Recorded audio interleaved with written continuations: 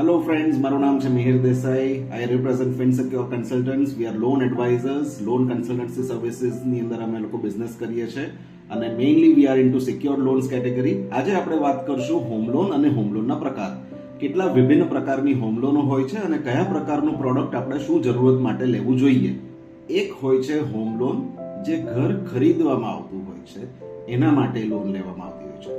હવે ઘર તમે નવું બિલ્ડર પાસેથી પણ ખરીદી શકો છો, તમે રીસેલમાં પણ ખરીદી શકો છો અને અંડર કન્સ્ટ્રક્શન ઘર પણ તમે ખરીદી શકો છો આ હોમ લોનના ઉપયોગ.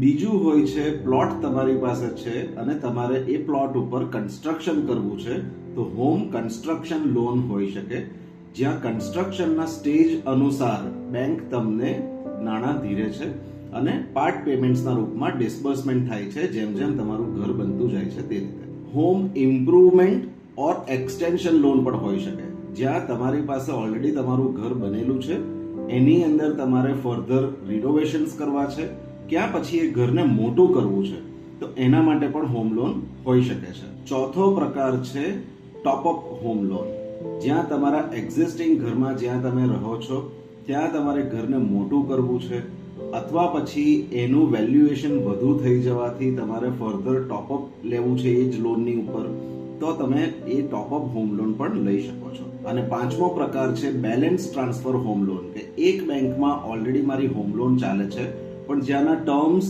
અથવા રેટ ઓફ ઇન્ટરેસ્ટ મને અનુકૂળ નથી આવી રહ્યા, જેથી નવી બેંક અથવા બીજી બેંક જ્યાં રેટ ઓફ ઇન્ટરેસ્ટ સસ્તું છે અથવા જ્યાંની ટર્મ્સ મને વધુ અનુકૂળ લાગે છે, હું મારી હોમ લોન ત્યાં શિફ્ટ કરી શકું છું બેલેન્સ ટ્રાન્સફરના રૂપમાં, જ્યાં નવી બેંક તમારી હાલની જૂની બેંકની અંદર પૂરેપૂરા પૈસા બાકી જે નીકળતા હશે એ રીપે કરી દેશે.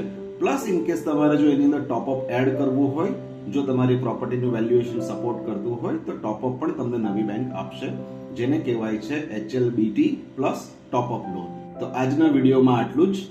નવા વિડીયો સાથે જલ્દી મળીશું. Thank you.